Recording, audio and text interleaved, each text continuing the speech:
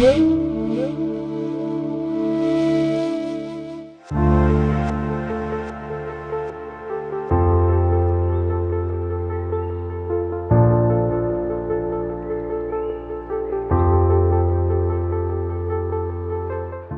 कृष्णा। तो श्रीमद् भागवतम के इस प्रातःकालीन सत्र में हम लोग प्रथम स्कंद के 5वें अध्याय के इस अध्याय का नाम है श्री नारद मुनि द्वारा श्री व्यास देव को श्रीमद् भागवत के विषय में आदेश। इस अध्याय का नाम लंबा है लेकिन बहुत इम्पोर्टेंट है। श्री नारद मुनि द्वारा श्री व्यास देव को श्रीमद् भागवतम के विषय में आदेश। तो 3 चीज़ें होती हैं, एक होता है संदेश, दूसरा होता है उपदेश और तीसरा होता है आदेश। तो भगवत गीता में हम तीनों चीज़ों को पाते हैं।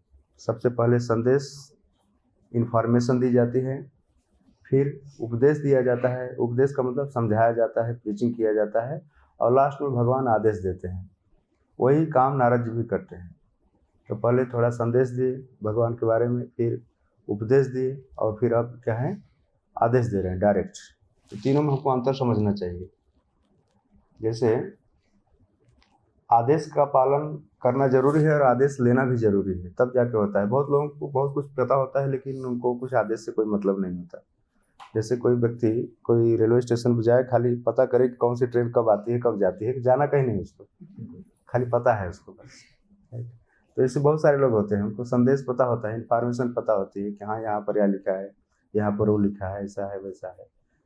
और उपदेश भी कई बार सुनते भी हैं, कई बार सुनाते भी हैं, लेकिन उनको आदेश से कोई लेना देना नहीं होता है।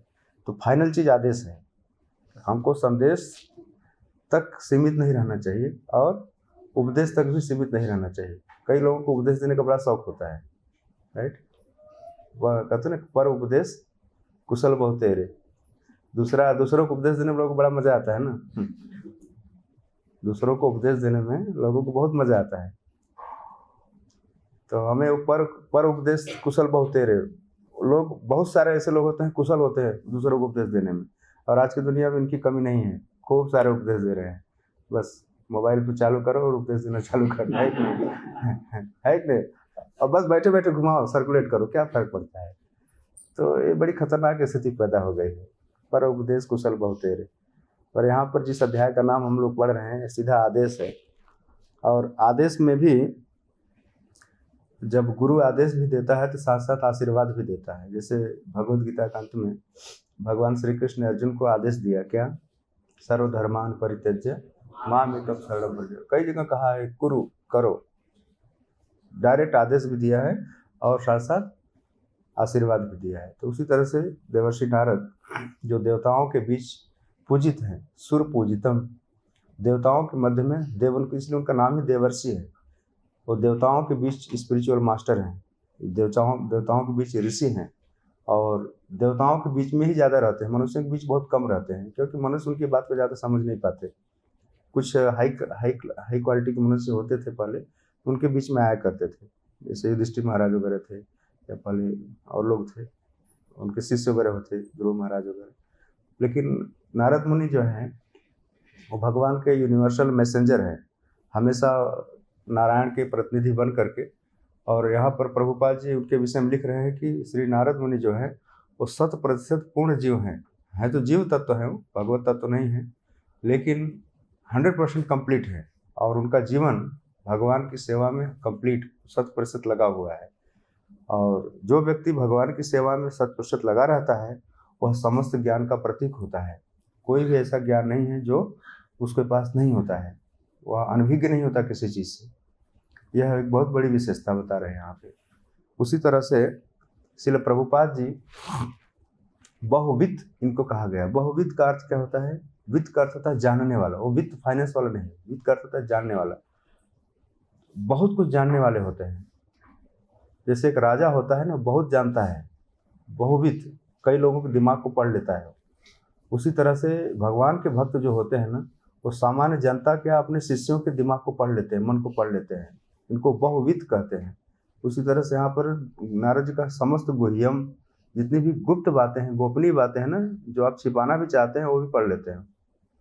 यह एक शुद्ध भक्त की विशेषता है। इसलिए व्यासदेव यहाँ पर अपने गुरु व्यासदेव, यह श्लोक कौन बोल रहा है? व्यासदेव बोल रहे हैं और नारद जी से बोल रहे हैं, और इसके बाद नारद जी बोलना शुरू करेंगे दूसरे बात श्लोक में। तो व्यासदेव जी कह रहे हैं, इसके पहले भी एक श्लोक 6वां और 5वां श्लोक भी व्यासदेव ने कहा है, तो 5वां श्लोक भी हम लोग थोड़ा पढ़ेंगे और 6वां श्लोक पढ़ रहे हैं, 7वां 3 श्लोक हम लोग पढ़ेंगे जिसको व्यासदेव कह रहे हैं, बाद में नारद मुनि कहेंगे। और बैकग्राउंड में आपको पता है, पृष्ठभूमि पता है कि कैसे व्यासदेव अपनी कुटिया में खिन्न मन से बैठे हैं और मन में संतुष्ट नहीं है, और नारद जी का आगमन होता है, नारद जी से कुछ बातचीत होती है और नारद जी उसे कहते भी हैं कि आपके पास ज्ञान की कोई कमी नहीं है, बहुत कुछ आपने लिखा है, कोई ऐसा ज्ञान नहीं है जो आपसे अछूता है, सब कुछ आपने अच्छी तरह से लिपिबद्ध किया है, मानव समाज के कल्याण के लिए आपने सारी योजना बनाई, यज्ञ अनुष्ठान तपस्या इस सब चीज़ों का आपने विधान बताया, फिर भी आप मन में असंतुष्ट हैं, इसका कारण क्या है?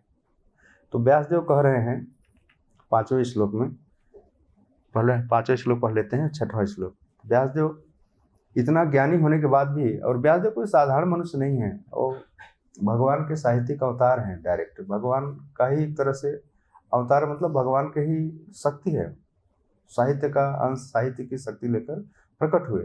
और व्यास वाचा 5वें श्लोक में देखिए व्यास जी कैसे अपने आध्यात्मिक गुरु नारद जी के समक्ष अपने मन की दशा को, अपने मन के भाव को प्रकट कर रहे हैं। कह रहे हैं कि अस्तेव में सर्वमिदं त्वयोक्तं तथापि नात्मा परितुष्यते में तत्मूलम अव्यक्तम अगाध बोधम पृक्षामहे त्वात्म भवात्मभूतम।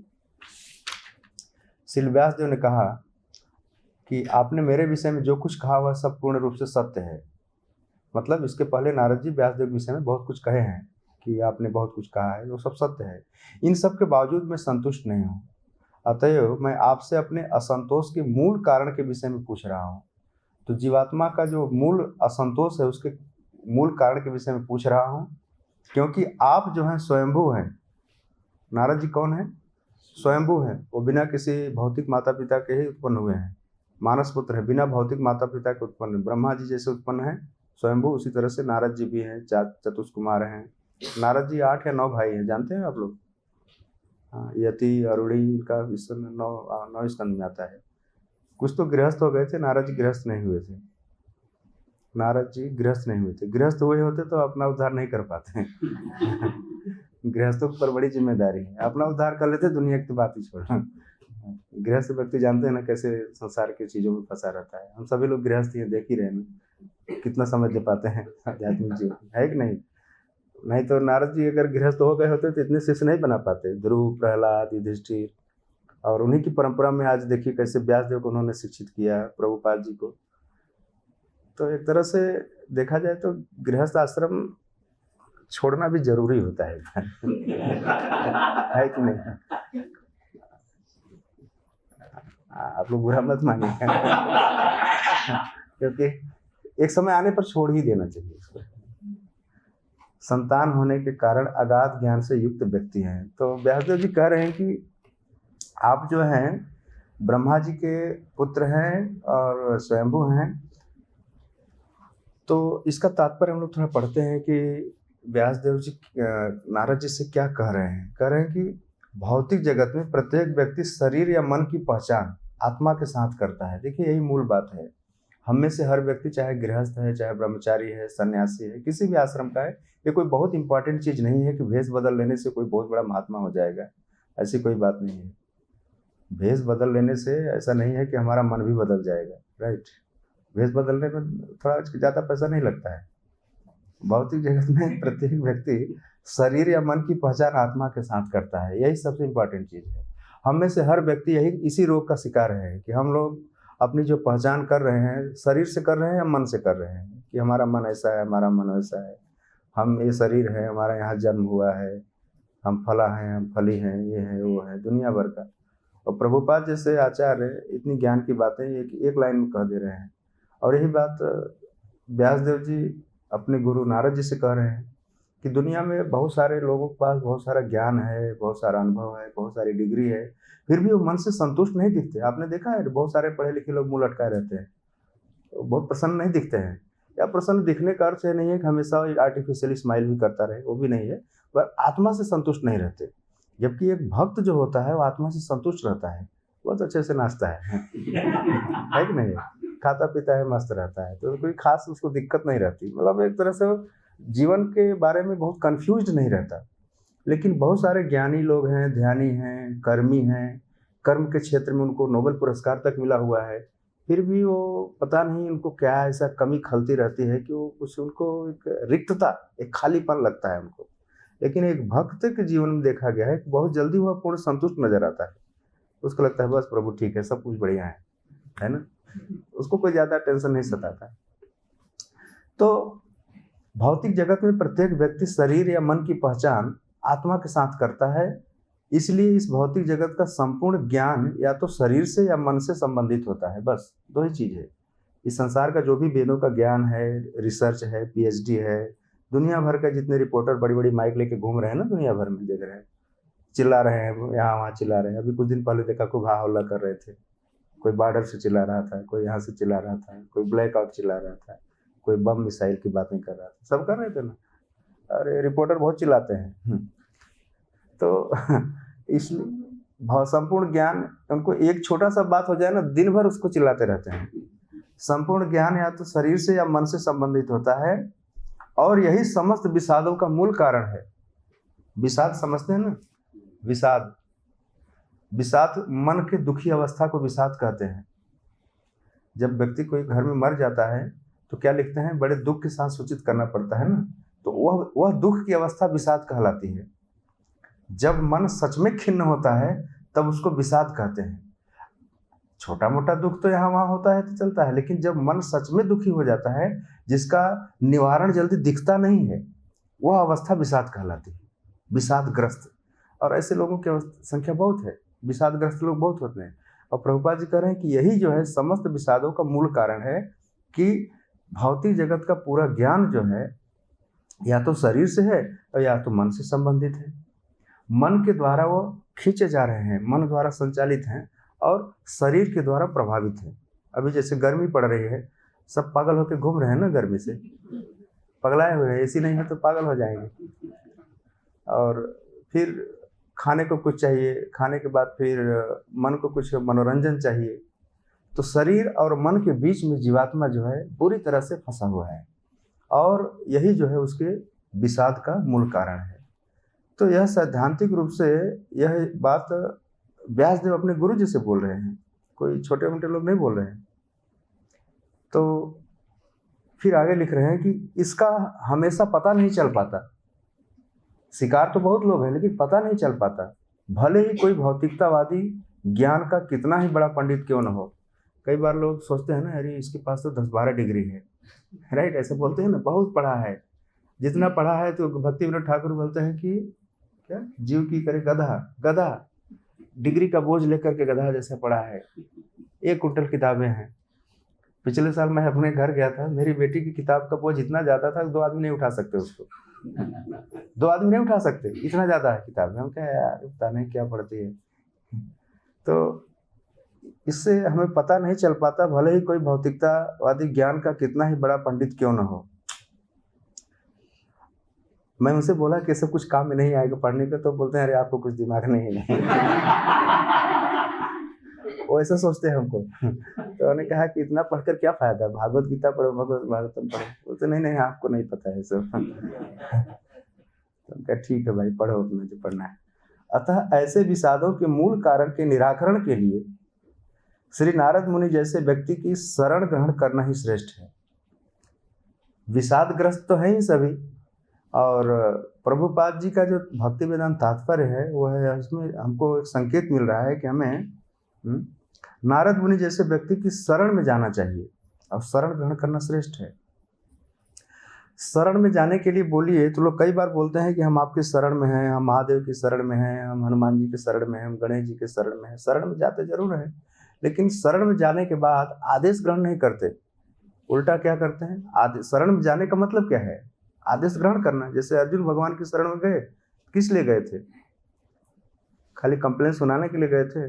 नहीं, कंप्लेन सुनाने के लिए नहीं जाना चाहिए। हमको उपाय ढूंढने के लिए जाना चाहिए। जैसे हम डॉक्टर के पास जाते हैं, डॉक्टर की शरण में जाते हैं ना, जब कुछ थोड़ा तबीयत खराब होती है हॉस्पिटल जाते हैं, डॉक्टर की शरण लेते हैं, तो क्या करते हैं कि डॉक्टर को ही उल्टा पढ़ाते हैं कि उसकी बात को समझते हैं। डॉक्टर की बात को हम सुन करके उसके बताए रास्ते पर चलते हैं, तब जा करके हॉस्पिटल से डिस्चार्ज होते हैं, तब हम बाहर आ पाते हैं। ठीक उसी प्रकार से इस भौतिक जगत में हमें सबकी शरण में जाने से तो कोई फायदा नहीं है। जैसे शेर पीछा कर रहा हो और आप कुत्ते की शरण में चले जाओ, है कि नहीं? तो क्या होगा? शेर आपका पीछा कर रहा हो और आप कुत्ते और गीदड़ के शरण में चले जाओ, भैया बचा लो, तो क्या करेगा? तो शेर गीदड़ भी भाग जाएगा। तो मृत्यु हमारे पीछा कर रही है, मन हमारा पीछा कर रहा है, भौतिक शरीर के त्रिताप हमारा पीछा कर रहे हैं। हाँ, इतने बड़े भयंकर डाकू हमारे पीछे पड़े हुए हैं, और हम शरण किसकी ले रहे हैं? कौवे की, बगुले की, सियार की, गिद्ध की, सुअर की, थर्ड क्लास के मनुष्य की, जो डरा हुआ है, डरे हुए की गोद में जाके बैठ रहे हैं ना। तो क्या हमको बचाएगा? हमको तो किसकी शरण में जाना चाहिए? नारद मुनि जैसे। ऐसे नारद मुनि, ये सब निर्भीक लोग हैं। ये भगवान के भक्त कभी डरते नहीं है। प्रभुपाद जी कभी डरे नहीं, कभी भयभीत नहीं हुए, ऐसा निर्भीक हैं। ये लोग असली रक्षक हैं, बचाने वाले हैं। इनकी शरण में जाकर के बस बैठ कर कुछ नहीं करना है आपको। ये लोग कहते हैं बस खाली मेरे साथ बैठ कर के, यहीं बैठ कर के जप करो, हरे कृष्णा कृष्णा कृष्णा कृष्णा हरे हरे, हरे राम राम राम। एक बार मिसाइल भी आएगी तो भी चली नहीं जाएगी, फूटेगी ही नहीं। आप समझते हैं ना? मधु पंडित प्रभु कह रहे थे, हाँ, अगर कृष्ण की इच्छा होगी ना तो मिसाइल भी नहीं फूटेगी। ऐसा है, यह है अचिंत प्रोटेक्शन भगवान का, यह विश्वास है, यह श्रद्धा है। पर दिक्कत कहाँ है ना, कि हम छोटे छोटे लोगों की शरण में चले जाते हैं, दिक्कतें वहाँ हैं। तो ऐसे विषादों के मूल कारण के निराकरण के लिए श्री नारद मुनि जैसे व्यक्ति की शरण ग्रहण करना ही श्रेष्ठ है। श्री नारद मुनि के पास क्यों जाया जाए, इसकी व्याख्या आगे की गई है, मतलब 6वें श्लोक में की गई है। हम लोगों ने 5वां श्लोक सुना अभी, तो कई बार आगे पीछे हम 7वां भी सुनेंगे, भी समय है तो 2-3 श्लोक कवर करेंगे। अब व्यासदेव जी नारद जी के विषय में 6वें श्लोक में कह रहे हैं कि प्रभु आपकी शरण लेना क्यों श्रेयस्कर है, क्यों श्रेष्ठ है, उसका कारण सुनिए। कह रहे कि हे प्रभु, जो कुछ भी गोपनीय है, सवै भवान वेद समस्त गुह्यम। भवान मतलब आप, वेद मतलब जानते हैं, आप जानते हैं। सवै, वै का मतलब है निश्चय ही, कोई डाउट नहीं है। मतलब व्यासदेव को नारद जी के विषय में कोई संदेह नहीं है कि इनको पता नहीं है। यह शिष्य को इतना पता होना चाहिए कि हमारे गुरु की शक्ति इतनी है कि इनको सब कुछ पता है। और व्यासदेव यह बात कह रहे हैं कि इस प्रकार वही निश्चय ही भगवान आप वेद जानते हैं। क्या जानते हैं? समस्त गुह्यम, सारी गोपनीय बात को जानते हैं। और गोपनीय किसे कहते हैं? गोपनीय का अर्थ है कि जो लोगों को पता नहीं होता, रहस्यमय है, छिपा हुआ है, बहुत सारी बातें लोगों को पता नहीं है। ध्यान रखिएगा, दुनिया में हम सारे लोग बहुत ज़्यादा पढ़ लेंगे ना, PhD कर लेंगे, तब कितना ज्ञानी होते हैं पता है? 1%। 99% हम मूर्ख ही रहते हैं। और अभी हम कितने बड़े मूर्ख हैं पता है? 99.99% मूर्ख हैं। लेकिन भक्त मूर्ख नहीं है, भक्त 99.9% बुद्धिमान है। वो मात्र 0.1% से थोड़ा यहाँ वहाँ है बस, बाकी वो लगभग बुद्धिमान है। जिस दिन से वो शरण रख रखा है, प्रभुपाद के आश्रय में है, भक्तों के आश्रय में है, वह बुद्धिमान है। लेकिन बाकी लोग पढ़ लिख करके भी 99% मूर्ख हैं। प्रभुपाद जी पढ़े लिखे लोगों को क्यों मूर्ख कहते थे? यहाँ तक कि राक्षस कह देते थे, रास्कल बोल देते थे, पागल है, राक्षस है। तो उनके कहने का अर्थ नहीं है कि वो ईर्ष्या भाव से कहते थे, द्वेष भाव से कहते थे। वह उनके, जब ऋषि लोग किसी साधारण जनता को डांटते हैं या कुछ कहते हैं, तो उसके पीछे उनकी करुणा होती है, उनका अलग भाव होता है। जैसे एक बार अगस्त ऋषि ने जब श्राप दिया था, किसको? ग्रह को। ग्रह जो इंद्रदुम्न राजा थे पहले, तो उनको श्राप दिया था। तो जब ये लोग श्राप देते हैं, तो श्राप देने के पीछे ऐसा नहीं है कि वो गुस्सा में आकर के श्राप देते हैं, नहीं। वो करुणा बस श्राप देते हैं, इसका उद्धार हो जाएगा। और वहाँ व्यासदेव सुखदेव गोस्वामी अगस्त जी को लिखते हैं, भगवान अगस्त, एक तरफ श्राप दे रहे हैं, दूसरी तरफ भगवान कह रहे हैं, तो भगवान तो करुणा ही दिखाते हैं ना। जैसे नारद जी ने कुबेर के पुत्रों को दिया, किसके दिया था, क्या नाम था हयग्रीव, क्या मणिग्रीव। तो उनको जब श्राप देने की जो परंपरा है हमारे शास्त्रों में, वह कोई ईर्ष्यावश नहीं है, खासतौर से ऋषियों का श्राप, उसके पीछे एक बहुत बड़ा बस अचानक मतलब उनके मुंह से अगर श्राप निकला तो समझो कि उद्धार ही हुआ है उसका। आप समझ रहे हैं ना। जैसे उसको जो ग्रह पकड़ा था ना गजेंद्र का पैर, वो ग्रह कौन था पता है, एक गंधर्व था पहले, हुहू नाम का गंधर्व था, और उसको श्राप किसने दिया था, देवल ऋषि ने दिया था। तो ब्राह्मण हमेशा श्राप देते ही रहते हैं इनसे बच के रहना चाहिए। कहते हैं ब्राह्मणों की जीवा पर तलवार होती है, कभी भी कहीं भी चला देते हैं। पहले के ब्राह्मण लेकिन उद्धार कर देते थे, इमीडिएटली उपाय बता देते थे, और तुरंत अगले जन्म में भगवान आए, हाँ, अपने गरुड़ पे सवार होकर के, और ग्राह को भी ले गए और गजेंद्र को भी ले गए। चतुर्भुज स्वरूप में, अपने मूल स्वरूप में, अपने लोगों को लेने के लिए पार्षद आते हैं, उनको लेने के लिए भगवान खुद अपनी गाड़ी लेके आए, पर्सनल लाओ चलो लेके चलते हैं। एक बार ऐसा बताया कि वो ग्रह जो था गजेंद्र का पैर क्यों नहीं छोड़ रहा था पता है, उसको बताया था देवल ऋषि ने कि किसी भक्त का पैर पकड़ के रहेगा तो तेरा उद्धार हो जाएगा, छोड़ना मत। देवल ऋषि ने जब उसको श्राप दिया था तो ऐसा बताया था, तो ग्रह इसलिए नहीं छोड़ रहा था गजेंद्र का पैर। तो हमको भी किसी भक्त का पैर पकड़ के ही रहना चाहिए, लेकिन ग्रह की तरह नहीं कि दांत कड़ा करके पकड़ के रखो हमेशा उसको। किसी भक्त के चरण आश्रय में रह करके ही रहना चाहिए, तो जब उस भक्त का उद्धार होगा साथ साथ हमारा भी उद्धार हो जाएगा। ऐसा था।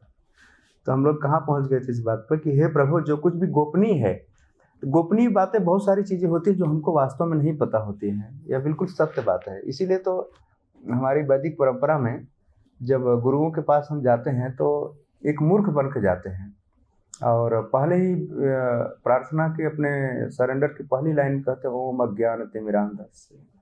हमारा जन्म जो है अज्ञान रूपी अंधकार में हुआ है, तो सारा डिग्री, सारा नॉलेज, सारा एक्सपीरियंस साइड में रख देना चाहिए, और हृदय को बिल्कुल खाली रखना चाहिए, कुछ भी नहीं इसमें, ओम अज्ञान तिमिरांधस्य। और यह फीलिंग हमें हमेशा जीवन भर रहनी चाहिए। ऐसा नहीं कि 10-12 साल से तो पढ़ रहे हैं ना, अब तो काफ़ी कुछ जान गए हैं, ऐसा नहीं होना चाहिए। ओम अज्ञान तिमिरांधस्य। इसलिए व्यासदेव यहाँ कह रहे हैं कि सवै भवान वेद समस्त गुह्यम। जो भाव नारद जी का, व्यास जी का नारद जी के प्रति है, वही भाव हमारा अपने गुरुओं के प्रति होना चाहिए, आचार्यों के प्रति होना चाहिए, श्रील प्रभुपाद जी के प्रति होना चाहिए। और उस भाव से जब आप इनकी पुस्तकों को पढ़ेंगे तो ये सारी पुस्तकें हमारा हृदय से मार्गदर्शन करेंगी। तो मन से हमारी पहचान को ख़त्म करने में, शरीर से हमारी पहचान को ख़त्म करने में सहायता देंगी। और फिर हम जितना शरीर और मन की पहचान से मुक्त होंगे, उतना ही हम विषाद से भी मुक्त होंगे, अन्यथा विषादग्रस्त रहेंगे हमेशा। तो जो कुछ भी गोपनीय सवै भवान वेद समस्त गुह्यम उपासितो यत् पुरुषः पुराण। आपको ज्ञात है। क्यों आपको ज्ञात है? क्योंकि आप उपासना करते हैं। किसकी उपासना करते हैं? पुरुषः पुराण, प्राचीनतम। और पुरुषः यहाँ भगवान के लिए आया है। आप श्री भगवान की पूजा करते हैं, श्री भगवान के भक्त हैं, तो गुरु का भगवान का भक्त होना बहुत जरूरी है। अगर गुरु भगवान का भक्त नहीं है तो वह गुरु नहीं है। आजकल बहुत सारे ऐसे गुरु हैं जो भगवान के गुरु नहीं है। बहुत से बड़े बड़े आश्रमों में आप चले जाइए, गुरुओं का खूब फोटो मिलेगा, लेकिन भगवान कहीं नहीं है, पता नहीं चलता उनका। सिटी में भी ऐसे बड़े बड़े होर्डिंग लग जाते हैं ना, गुरु का फोटो इतना बड़ा रहता है 10-12 फीट का, और भगवान का फोटो 2 इंच का भी नहीं रहता।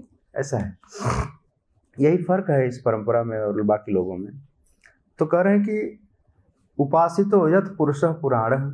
आप प्राचीनतम, भगवान जो है प्राचीनतम पुरुष हैं, पुराण पुरुष हैं, और उनकी पूजा आप करते हैं। और भगवान की विशेषता क्या बता रहे हैं? भगवान कौन है? परावरेशो। भगवान जो है भौतिक और आध्यात्मिक जगत के पालक हैं। पर अवर ईशः। पर का मतलब श्रेष्ठ, अवर का मतलब निम्न। श्रेष्ठ जगत है आध्यात्मिक जगत और निम्न जगत है भौतिक जगत, और ईश मतलब भगवान। तो भगवान की विशेषता, भगवान परावरेशो,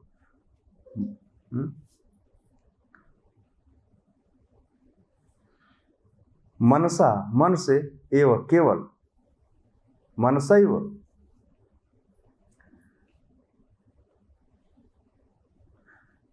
भगवान पूरे भौतिक जगत और आध्यात्मिक जगत का पालन कैसे करते हैं? सिर्फ मन से करते हैं, संकल्प से करते हैं। ऐसा नहीं कि उनको कोई फैक्ट्री चलानी पड़ती है, कुछ प्रोडक्ट पैदा करना पड़ता है, फिर जीवों में बांटना पड़ता है, ऐसा नहीं है। उनके संकल्प शक्ति से ही सब कुछ हो रहा है। ऐसे भगवान की पूजा आप करते हैं, पूरे विश्व के पालन करते हैं। परावरेशो मनसैव विश्वम, विश्वम का अर्थ यहाँ बताया गया ब्रह्मांड की। तो हे प्रभु, जो कुछ भी गोपनीय है वो आपको ज्ञात है, क्योंकि आप भौतिक जगत के सृष्टा तथा संहारक एवं आध्यात्मिक जगत के पालक आदि भगवान की पूजा करते हैं। और आदि भगवान जो हैं पूरे विश्व का पालन अपनी संकल्प शक्ति के द्वारा करते हैं।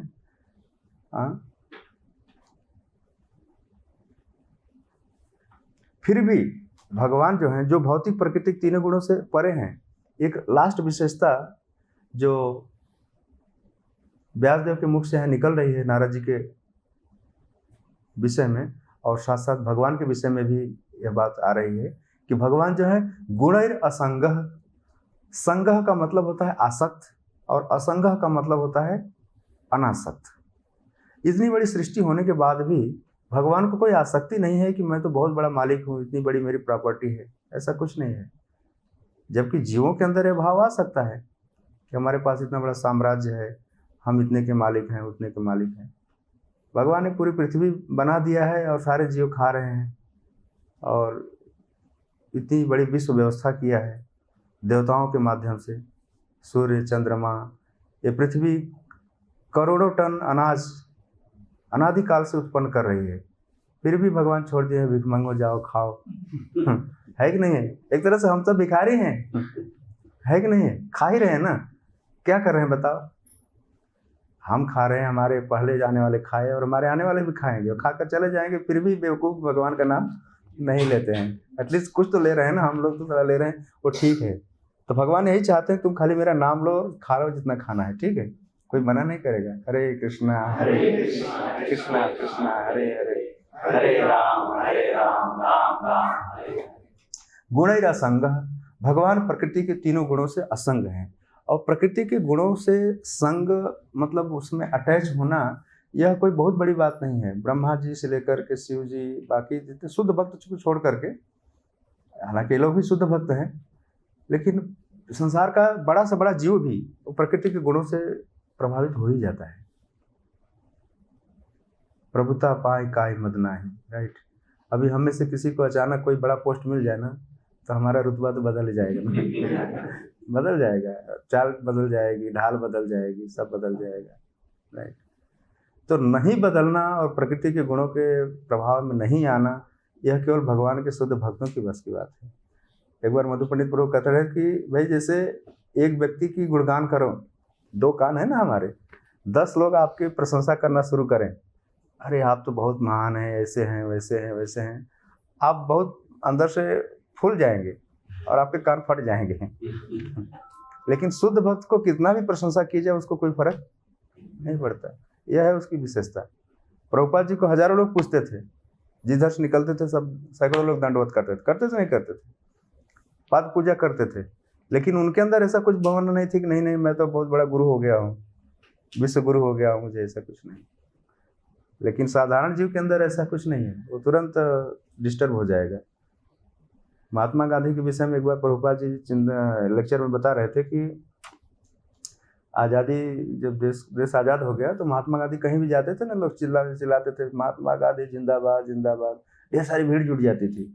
तो जहाँ भी जाते थे वहाँ जिंदाबाद चिल्लाते थे, और रात को डिस्टर्ब हो जाते थे, उनको नींद नहीं आती थी, वो जहाँ सोए रहते थे बाहर चिल्लाते रहते सब लोग जिंदाबाद जिंदाबाद। अरे बोले बंद करो इसको, नहीं। तो ये फर्क है, गुणों के असंग होना बहुत जरूरी है, और गुणों से असंग होने का जो उपाय है वह है उपासितो यत् पुरुषः पुराण। जैसे नारद जी भगवान की पूजा में 100% संलग्न है, उपासना करते हैं। उपासना कर समझते हैं क्या है? उप का अर्थ होता है निकट और आसन का होता है बैठना। उनके निकट बैठते थे भगवान। प्रायः नारद जी कहीं से घूम के जाते थे ना तो वापस भगवान के पास जाके बैठते थे और भगवान से कुछ सुनते थे। उप आसना, निकट बैठते थे। उनके निकट बैठने से ही नारद जी को वो चार्ज हो जाते थे वो। हाँ, ठीक है। तो भगवान के गुण भक्तों के अंदर आ जाता है आगे, इसलिए प्रभुपाद में लिखा है तात्पर्य में कि जो व्यक्ति श्री भगवान की सेवा में 100% लगा रहता है, 100% लगा रहता है। 100% मतलब 24 आवर, 2 घंटे जप करता है, बाकी अपना काम भगवान की सेवा में ही लगाता है, 100% लगा रहता है, वह समस्त ज्ञान का प्रतीक होता है। आपने पुजारियों को देखा है कैसे लगे रहते हैं सुबह सुबह?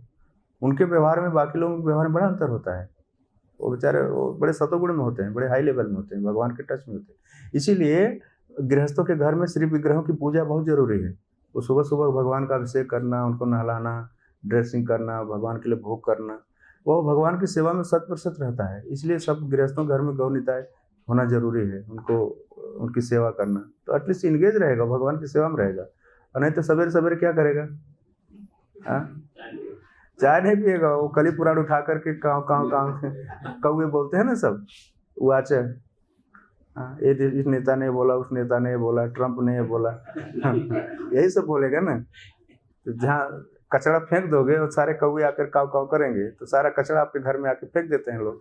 एडवर्टाइज बिना फ्री के ही फेंक देते हैं लगा करके। आप जाते रहोगे सब पैसे ला के रख देते हैं। तो 100% वह समस्त ज्ञान का प्रतीक होता है। ऐसा व्यक्ति जो भक्तिमय सेवा में तो पूर्ण रहता है ही है, वह श्री भगवान के गुणों से भी पूर्ण हो जाता है।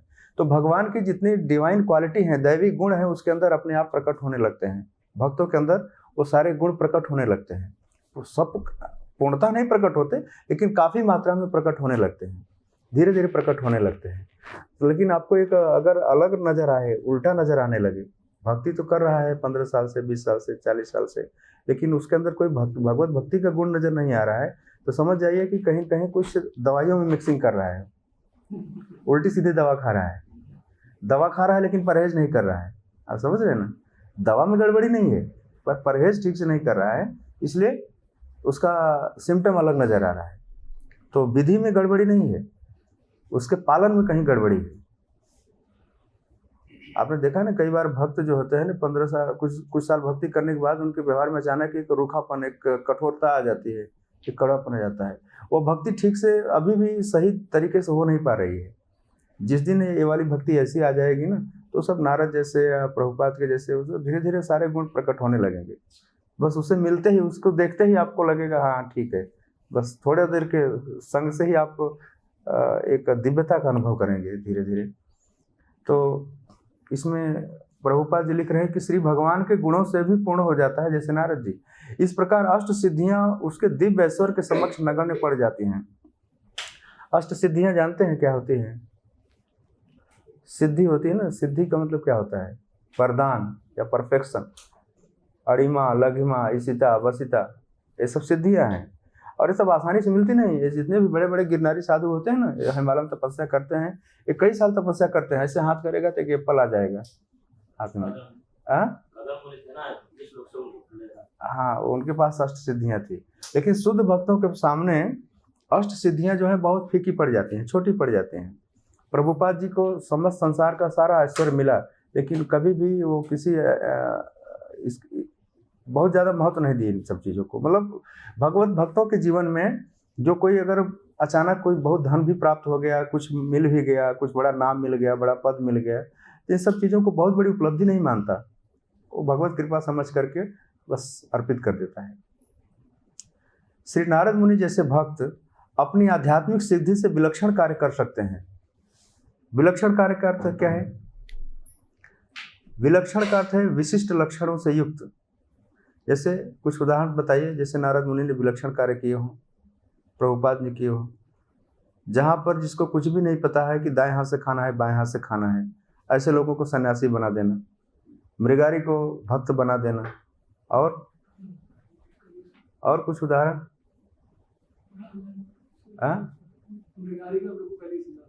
मृगारी कैसे ने, बहुत सारे उदाहरण हैं। नारद जी ने बहुत लोगों का उद्धार किया है। वाल्मीकि जो थे रत्नाकर डाकू थे, राइट, इनको पेड़ से बांध दिए थे, इनकी झोली में हम बोले तो क्या है निकालो। बोले यार कुछ नहीं इसमें, जाओ थोड़ा पूछ के आओ घर वाले, जो पाप कर रहे हैं इसका फल कौन भोगेगा।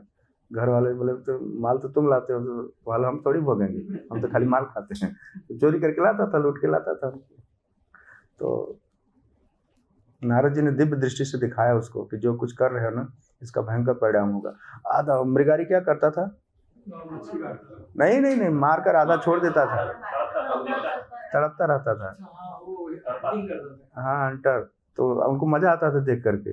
तो नारद जी ने ऐसे लोगों का हृदय परिवर्तन कराया है। तो भगवान के भक्त जो है अपने आध्यात्मिक सिद्धि से विलक्षण कार्य कर सकते हैं। वही काम तो प्रभुपाद जी ने भी किया ना। अंग्रेज ऐसे ऐसे हैं ना, उनको देख करके आप डर जाओगे। उनके बाल ऐसे हैं, उनके एक्शन ऐसे होते हैं, उनके खतरनाक होते हैं। और प्रभुपाद जी उनके बीच में रह करके खाना उनको खिचड़ी बनाकर खिलाए और चुपचाप राधा माधव किए, हरे कृष्णा किए और उनको बदले। आसान काम नहीं है, सोच करके ही आपका हार्ट फेल हो जाएगा। और जाके करना तो बड़ी दूर की बात है। जो लोग बोलते हैं ना कि प्रभुपाद जी ने क्या किया क्या किया, आप सोच करके दिमाग आपका चकरा जाएगा कैसे किए। तो विलक्षण कार्य कर सकते हैं। प्रभुपाद जी कई बार प्रवचन देते रहते थे ना, वो अचानक एक शराबी पीछे से चिल्लाता रहता था, तो खाली प्रभुपाद उसको ऐसे देखते थे तो शांत हो जाता था, ऐसे देख कर ही शांत हो जाता था। लिखा है कि जिसे प्राप्त करने हेतु प्रत्येक व्यक्ति प्रयास कर रहा है, मतलब हम लोग भी प्रयास कर रहे हैं। श्री नारद मुनि 100% पूर्ण जीव हैं, यद्यपि वो श्री भगवान के समान नहीं है। तो कभी गलती नहीं करना चाहिए। भगवान के भक्तों को भगवान के समक्ष सम्मान दिया जाता है, उनको समझ लिया जाता है, लेकिन श्री भगवान के समान नहीं है। यह गलती हमको नहीं करनी चाहिए। तत्व की दृष्टि से, तात्विक दृष्टि से हमको प्रभुपाद को भी भगवान नहीं समझ लेना चाहिए, क्योंकि भगवान के शुद्ध भक्त हैं और शुद्ध भक्त कई बार भगवान से अधिक कृपा दिखाते हैं। भगवान भी डायरेक्ट कृपा नहीं दिखाते, पता है आपको। भगवान भी कहते हैं हमने कृपा वाला काम अपने भक्तों को दे रखा है। इसकी एजेंसी हमारे पास नहीं है, जाओ कृष्ण कृपा को भक्तों के पास जाओ। तो भगवान की भक्ति भगवान के भक्तों से ही मिलती है। भक्त भगवान डायरेक्ट भक्ति नहीं देते किसी को। भगवान के पास जाओगे तो कुछ दूसरा बोले मांग लो दे दो, लेकिन भक्ति नहीं देते। भक्ति तो भगवान के भक्तों से ही मिलती है। तो 7वें श्लोक भी हम लोग पढ़ लेते हैं, थोड़ा समय है। 7वें श्लोक में बोल करके व्यास जी समाप्त करते हैं, फिर नारद जी बोलना चालू करेंगे। 7वें श्लोक में भी व्यासदेव नारद जी के विषय में क्या बोल रहे हैं। तम पर्यटन अर्क इव त्रिलोकीम अंतश्चरो वायुर इवात्म साक्षी परावरे ब्रह्मणि धर्मतो व्रतैहि स्नातस्य में न्यूनम अलम विचक्ष। आप सूर्य की तरह तीनों लोकों में विचरण कर सकते हैं। यहाँ नारद जी को पर्यटन बताया गया। पर्यटन मतलब टूरिस्ट। नारद जैसा टूरिस्ट तो कोई है ही नहीं। और उनका टूर का मतलब विश्व का कल्याण, और हमारा टूर का मतलब पहलगाम है ना। आजकल टूरिस्ट ऊपर कितना खतरा है पता है। हम सारे टूरिस्ट बन के ही जाते हैं, धाम यात्रा बन करके। ज़्यादातर तो टूरिस्ट होते हैं ना, साइट सीइंग करना है, भोजन करना है, लेकिन धाम यात्रा भी एक तरह से टूरिज्म में बन गया है। यूरोप यात्रा, लंदन यात्रा। लेकिन पर्यटन का मतलब होता है परिअटन। अटन का मतलब होता है घूमना, और परि का मतलब चारों ओर। यह संस्कृत का शब्द है। तो नारद जैसे ऋषि जब पर्यटन करते हैं तो उसमें एक जीवों के कल्याण की भावना छिपी होती है। स्वस्थ सर्वदेही नाम, यह बात वसुदेव जी ने कहा है 11वें स्कंद में। हे देवर्षि, जब आप पृथ्वी पर या ब्रह्मांड के किसी भी भाग में विचरण करते हैं तो आपका एक ही उद्देश्य होता है, क्या। स्वस्थ सर्वदेही नाम, सभी देहधारी जीवों का कल्याण, और कुछ नहीं। लेकिन हम जब पर्यटन करते हैं तो किसका कल्याण होता है, राइट। उल्टे टेररिस्ट देखो जैसे युद्ध होने से बच गया है कि नहीं। इसलिए पता नहीं, पर्यटन भी बहुत जरूरी नहीं है। प्रभुपाद जी भी पर्यटन करते थे, तो उसमें स्वस्थ सर्वदेही नाम, विश्व का कल्याण होता है। हमको भी पर्यटन के लिए बहुत ज़्यादा उत्साहित नहीं रहना चाहिए। क्या है पर्यटन में, किसका कल्याण होगा, अपना कल्याण, ठीक है। तुम पर्यटन अर्क का मतलब होता है सूर्य की तरह। यहाँ बता रहे हैं कि आप सूर्य की तरह तीनों लोकों में विचरण कर सकते हैं, और वायु की तरह प्रत्येक व्यक्ति के अंदर प्रवेश कर सकते हैं, राइट। अंतश्चरो वायु इवात्म साक्षी, यह नारद जी की विशेषता है। हम तो जाते हैं, हमको खाने में रहने का ठिकाना नहीं पता होता, लेकिन नारद जी को तो वायु की तरह और सूर्य की तरह सब अंदर प्रवेश कर सकते हैं। इसलिए आप सर्वव्यापी परमात्मा के तुल्य हैं। परावरे ब्रह्मणि धर्म तो व्रत ही, आप धर्म का व्रत लेकर के ब्रह्म में लीन रहने वाले, स्नातस्य लीन रहने वाले में है। स्नातस्य, स्नातक समझते हैं? स्नातक शब्द, स्नातक, स्नातक मतलब होता है स्नान करना। ऐसे जो लोग ग्रेजुएट हो जाते हैं उनको क्या बोलते हैं? स्नातक बोलते हैं। निष्णातम, निष्णातम मतलब अच्छी तरह से नहाया हुआ। तो जो गुरु होता है ना, वो ब्रह्म के ज्ञान में अच्छी तरह से नहाया हुआ होता है। निष्णातम, वो स्नातम शब्द यहाँ आया है। इसलिए कह रहे हैं कि आप लीन रहते हैं, हाँ, और सर्वव्यापी परमात्मा के तुल्य हैं। परमात्मा हृदय, किसी भी जीव के हृदय में प्रवेश करके वायु की तरह, सूर्य की तरह सारी बातों को डायग्नोस कर सकता है, अच्छी तरह से जान सकता है। ठीक वही स्थिति नारद जी की है और ठीक वही स्थिति पर गुरु प्रभुपाद की है। कई बार पता नहीं लगता कि गुरु तत्व को लोग ठीक से समझते भी हैं या नहीं समझते हैं। गुरु इतना साधारण नहीं है, इतना हल्का नहीं है। गुरु सब जान जाता है, परमात्मा की तरह है। एक बार प्रभुपाद जी का एक बड़ा शिष्य, कौन था, क्या नाम था, गौर गोविंद स्वामी, नाम सुना होगा आपने। मंदिरों में जब प्रभुपाद जी जाते थे तो बड़े टेम्पल प्रेसिडेंट लोग, सीनियर लोग मिलते थे। प्रभुपाद जी पूछते थे कैसा चल रहा है, क्या चल रहा है। तो बहुत सारे कंप्लेन बताते थे, ठीक से नहीं चल रहा है, ये भक्त ठीक नहीं है, वो भक्त ठीक नहीं है, ये सही नहीं है, वो सही नहीं है। तो प्रभुपाद जी पूछते थे कि उल्टा पूछ देते थे, आर यू चांटिंग प्रॉपरली, उल्टा पूछ देते, ठीक से जप कर रहे हो। ठीक से नहीं जप करने से बहुत सारी प्रॉब्लम होती है। हरे कृष्णा कृष्णा कृष्णा हरे हरे, हरे राम राम राम हरे हरे। अतः आपसे प्रार्थना है कि नियमों तथा व्रतों का पालन करते हुए दिव्यता में लीन रहने पर भी मुझ में जो कमी है उसे ढूंढ निकालें। तो गुरु को परमिशन दीजिए कि आपके अंदर कमी ढूंढ कर निकाले।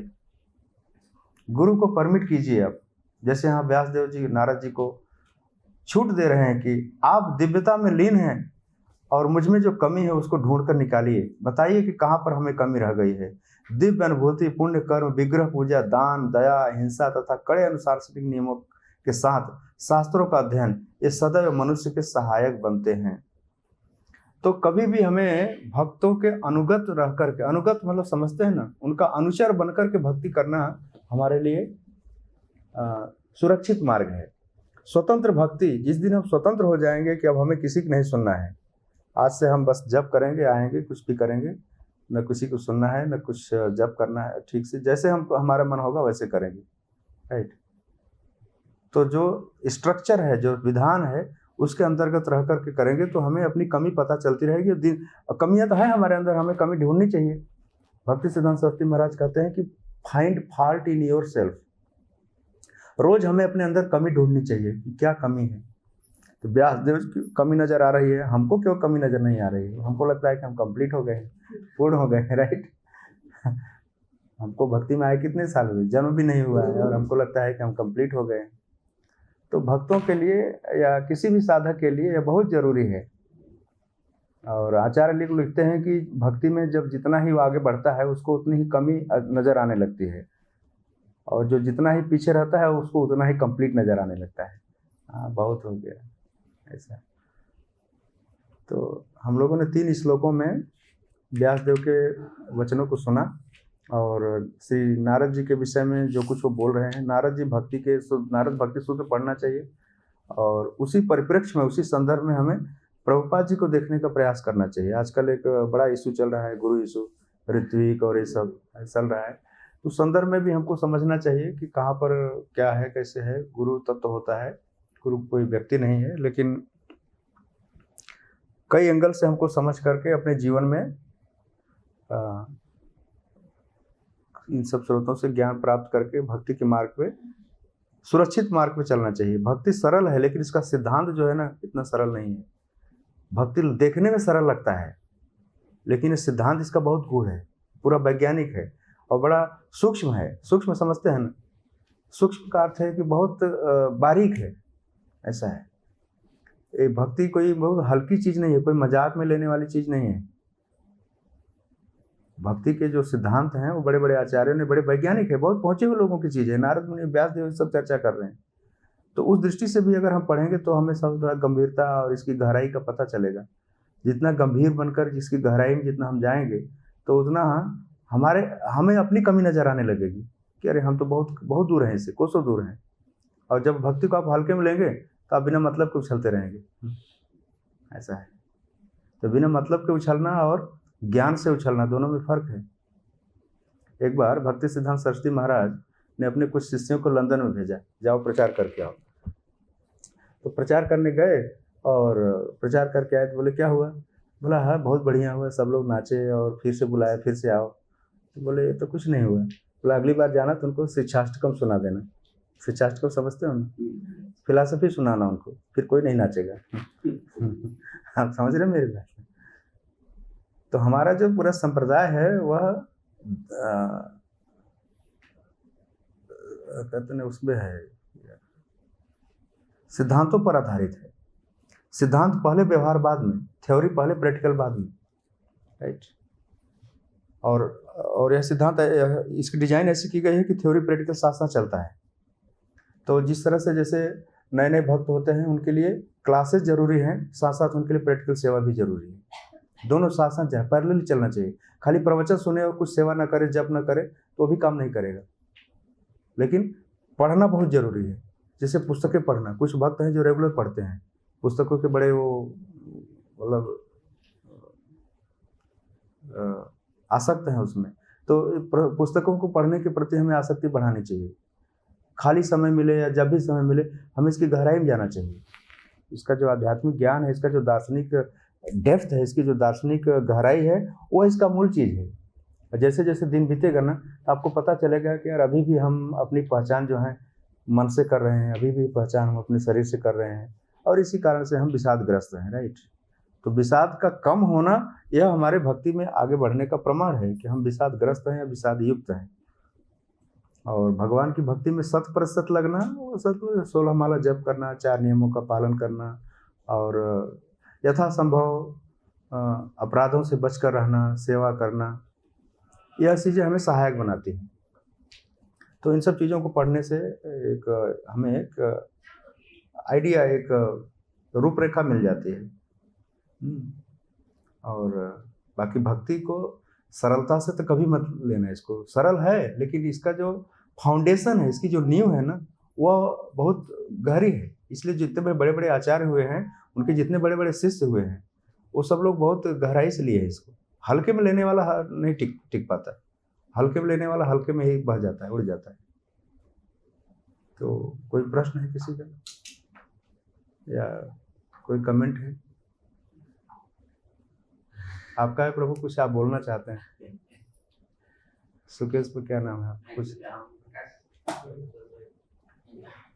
आज जो चर्चा हुई है इससे संबंधित पूछेगा, बाहर हमको ज्यादा ज्ञान नहीं है, बाहर पूछ लेगा तो हमको नहीं। आज की चर्चा से रिलेटेड कोई कुछ बोलना चाहते हैं? कुछ है जी?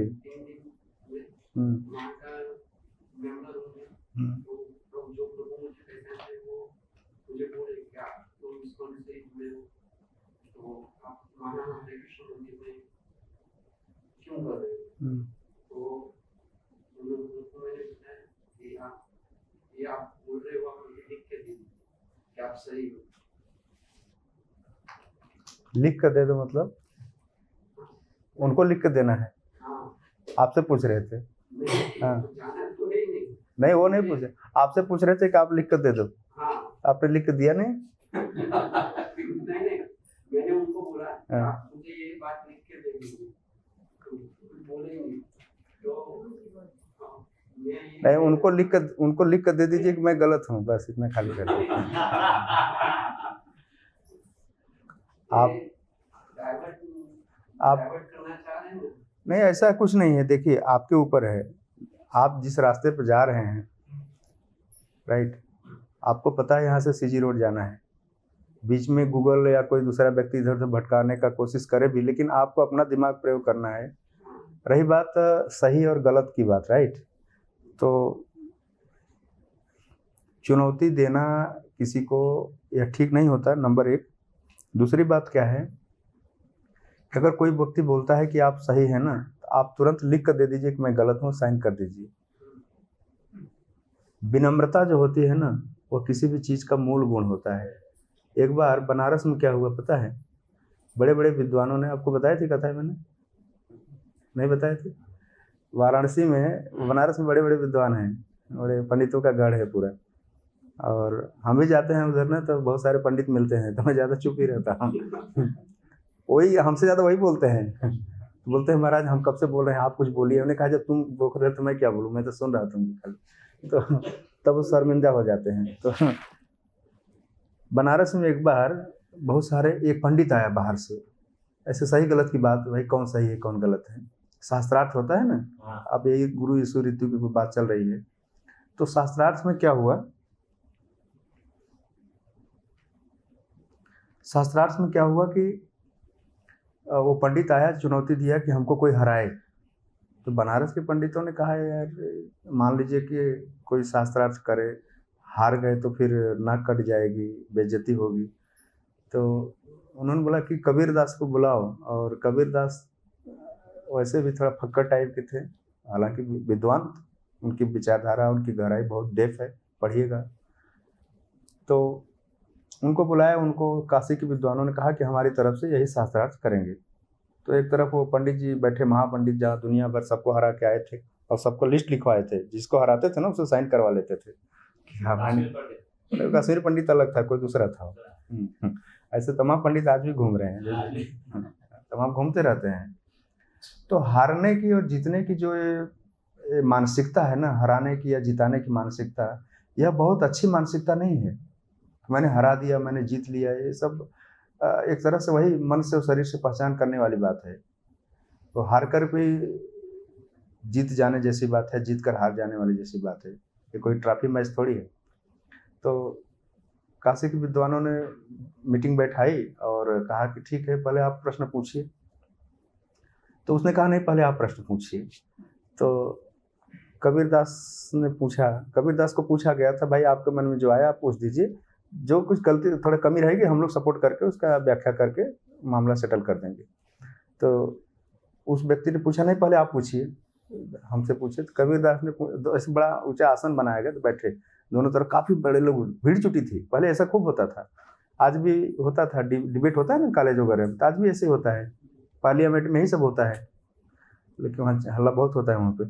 तो कबीरदास ने पूछा कि एक बात बताइए, पढ़कर समझे हो कि समझ के पढ़े हो? यही प्रश्न पूछा था। क्या पूछा था? हाँ, बस एक ही प्रश्न पूछा था। तो आदमी थोड़ी देर सोचने लगा, जो विद्वान आया था ना चुनौती देने, वो थोड़ी सोचने लगा कि क्या बताओ। तो बोला फिर से पूछिए प्रश्न। बोला पढ़ करके समझे हो कि समझ के पढ़े हो? राइट। तो थोड़ी देर सोचने लगा, तब तक टाइम खत्म हो गया। टाइम ओवर हो गया। तो जो टीम वाले थे, जो जज थे, जूरी थे, वो सब तालियां बजा दिए कि सर आप तो हार गए, आप तो पहले ही प्रश्न में हार गए, पहले ही बाल में बोल्ड हो गए, आप तो आउट हो गए आप तो बोले हाँ बात तो सही है। तो बोले कबीरदास जी आप ही बता दीजिए, क्योंकि जो प्रश्न पूछता है ना उसको उत्तर भी पता होना चाहिए। मान लीजिए सामने वाला नहीं बता पाता है तो आपको उत्तर भी बताना पड़ता है, ऐसा नहीं खाली प्रश्न पूछ करके जीत जाते हैं। आपने उत्तर बताइए। कबीरदास ने कहा कि देखिए, सारे शास्त्रों को पढ़ने के बाद अगर व्यक्ति विनम्र नहीं होता है तो उसको समझदार नहीं माना जाता। इसका उत्तर यही है। अगर पढ़ करके समझे होते तो भी विनम्र हो जाते, और समझ के पढ़े होते तो भी विनम्र हो जाते, लेकिन विनम्रता तुम्हारे अंदर है नहीं। तुम पूरी दुनिया में घूम रहे हो कि कौन मुझे हराएगा, कौन मुझसे बड़ा है, कौन मुझसे छोटा है। तुम्हारे अंदर विनम्रता की बहुत कमी दिख रही है, इसलिए तुम न तो पढ़ के समझे हो और न तो समझ के पढ़े हो। जाओ पढ़ करके समझो, ठीक है, और समझ के पढ़ो, है। तो आपसे भी कोई ऐसा प्रश्न पूछे तो आप लिख करके दे देना है, ठीक है। चाहे यहाँ रहो चाहे वहाँ रहो, फर्क इससे नहीं पड़ता है। आपके मनोभाव, आपकी भक्ति, तत्वों को समझने की दृष्टि, आपके कॉन्शसनेस, चेतना ही आपको भगवत धाम लेके जाएगी। ऐसा नहीं है कि सैटेलाइट में बैठोगे तो स्वर्ग तक पहुँचोगे, यहाँ बैठोगे तो वैकुंठ जाओगे। सारी फ्लाइट जो है, प्रभुपाद के जितने भी घर हैं वो सब बैकुंठ जाने के लिए एयरपोर्ट है, समझ गए। प्रभुपाद ने ही पूरी दुनिया में सारे घर बनाए हैं, ये भी उनका ही घर है, वह भी उनका ही घर है। मैं नहीं कह रहा हूँ कि वो गलत है, सब उनके ही घर है, पर तुमको जहाँ सुविधा है, जहाँ अनुकूलता है, वहीं रह करके स्वस्थ मानसिकता, निर्वैरः सर्वभूतेषु, सभी जीवों के प्रति निर्वैर, कोई बैर का भाव मत रखो कि तुम्हारे शत्रु हैं, नहीं। पूरा वैष्णव समाज अखंड अनंत कोटि वैष्णव बोलते हैं ना, सारे वैष्णवों को प्रणाम करो। एक कुत्ता भी वैष्णव है, उसको भी प्रणाम करो, उसके भी हृदय में है।